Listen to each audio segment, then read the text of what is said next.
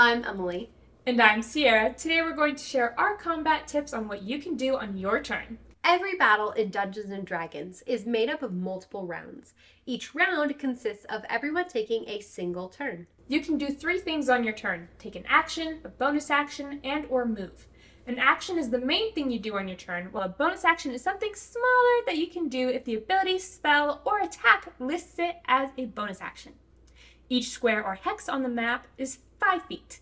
If your character has 30 feet of movement, they can move 6 squares. There are several options of possible actions you can take. To start, you can take the attack action, in which you can strike your enemy.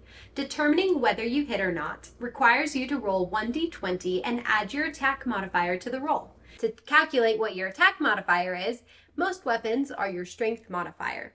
If the weapon is listed as a finesse weapon, then you get to use your dexterity modifier instead of your strength. If you're proficient in the weapon you're using, then you can add your proficiency bonus to the attack modifier. You hit your target if you equal or succeed their armor class, also called the AC. Then comes everyone's favorite part, rolling the damage you do.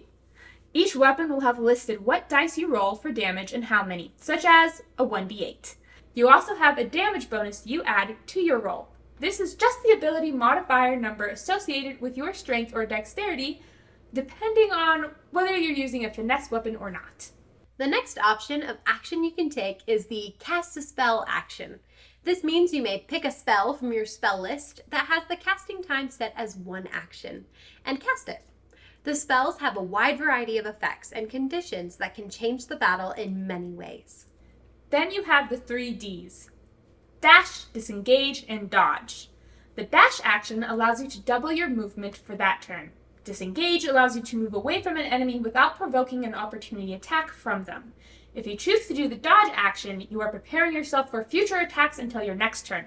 This means when enemies try to hit you, they roll with disadvantage. The help action is really beneficial for the entire party.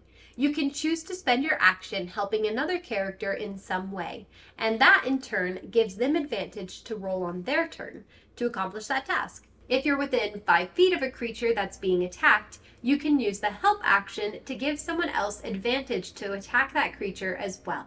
If you want to get the drop on your foes, or stay out of sight of the villain, hide is an action you can take. This allows you to roll for stealth and try to vanish out of sight behind something.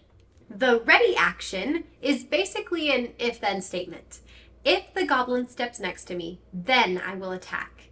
You state what your trigger is, the if statement, and then say what your action you will take is if it's triggered, the then statement.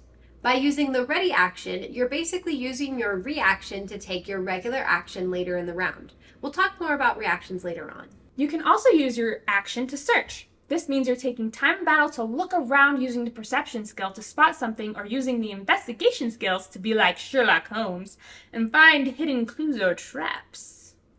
The last action you can take is the use an object action. This happens when using an object will take your whole action, such as drawing out a potion to use or interacting with multiple objects.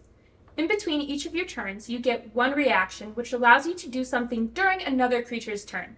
Reactions have very specific triggers that are stated under abilities and spells that are used for reactions, such as casting a counterspell to stop another mage from completing their spell.